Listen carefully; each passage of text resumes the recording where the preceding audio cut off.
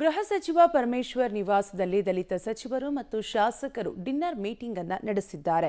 ಸಚಿವ ಎಚ್.ಸಿ. ಮಹದೇವಪ್ಪ, ಮುನಿಯಪ್ಪ ಸೇರಿ ಸಚಿವರು, ಶಾಸಕರು ಒಳ ಮೀಸಲಾತಿ ಬಗ್ಗೆ ಸಭೆ ನಡೆಸಿ ಚರ್ಚಿಸಿದ್ದಾರೆ.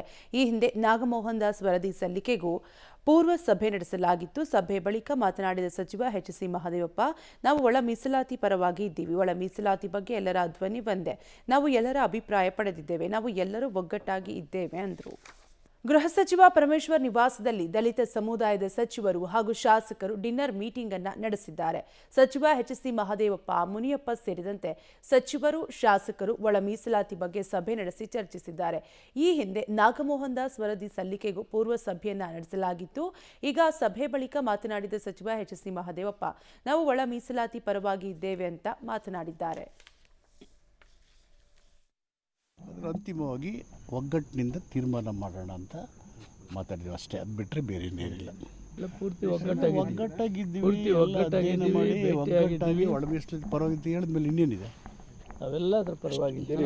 ಒಳ ಮೀಸಲಾತಿಯ ಪರವಾಗಿ ಎಲ್ಲರ ಧ್ವನಿ ಒಂದೇ. ಅದರ ಪರವಾಗಿದ್ದೀವಿ.